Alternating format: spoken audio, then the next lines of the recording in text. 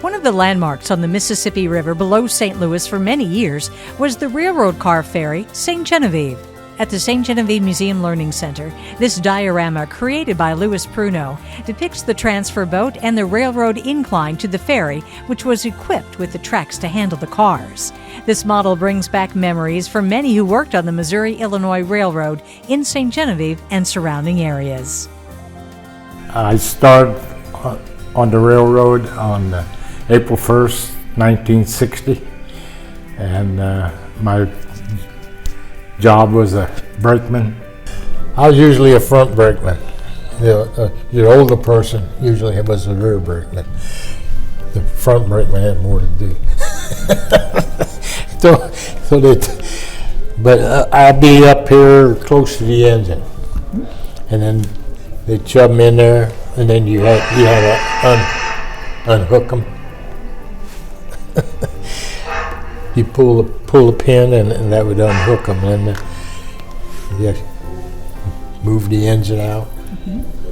Yeah, and then when you're down in the yards switching out, yeah, front brakeman had a lot of work done. He pulled all the pins, like if you want to. 3 cars set over here, and then you had to disconnect. How many cars in a day would you say you guys unloaded and loaded? I don't know. Probably close to 100. Yeah, you could get about 18 of them on there. Now you wouldn't. I mean, because the cars are bigger now, longer, bigger. Yeah. Back then they weren't quite that long. Well, at first we went south all the way down below Cape Thebes. We hit the Cotton Belt down there, a different track. They ran east and west. That track went across the Mississippi River. So we crossed there, and then we got on the other side. Illinois side, we hit Missouri Pacific, and from there we went all the way up past Chester, up there at Little Rock, over there where they load coal, across the river.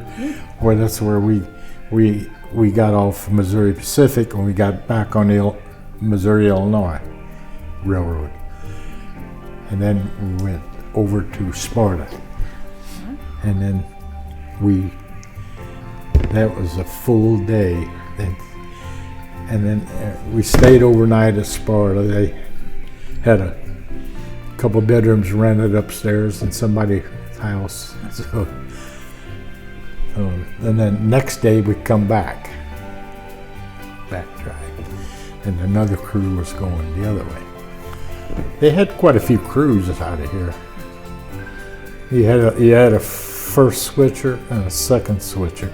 That they went to the lime kiln and switched the lime kiln, and anything between here and the lime kiln built this. They used to set cars out down here with lumber, and then they'd unload the cars down there, and then we'd have to pick them up and send them down the road wherever they had to go. Local, that's the one that went to Bismarck every night. That was a night job. That was. First switcher was day job, second switcher was a night job. And then they had first incline, second incline. That's the ones that worked on this. And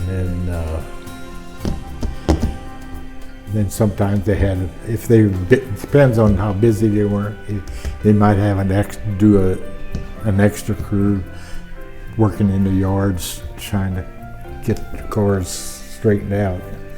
You had a lot of switching around to do down there in the yards.